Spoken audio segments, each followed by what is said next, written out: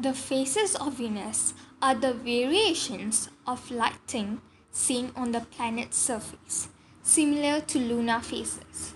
The first recorded observations of them are thought to have been telescopic observation by Galileo Galilei in 1610.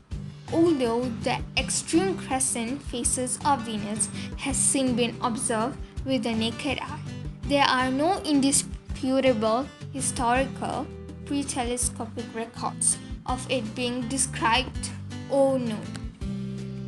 Observation from Earth. Heliocentric model. Here we observe Venus going from almost a circle all the way to thin crescent or fingernail as it orbits the Sun.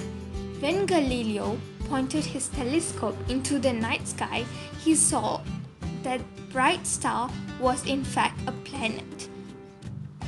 He also saw that it had phases, including almost full or around.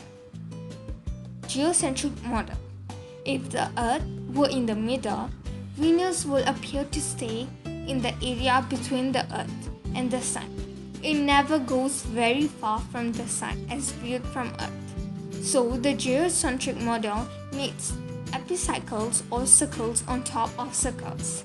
If this were the case, then from Earth we will only see some of the phases of Venus, not all of them. Venus will never even become half full.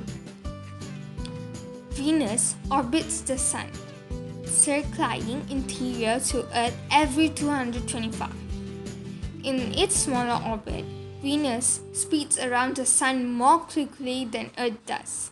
This means that Venus is sometimes relatively close to Earth.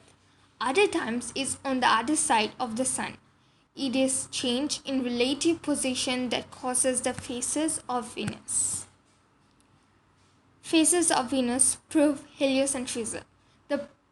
If Venus revolves around the Earth closer to the Earth than the Sun, then we should never be able to see Venus when it is full, because the light side should always be facing the Sun, which is always from Earth. Therefore, Venus must be orbiting the Sun. This is an example model made from our team.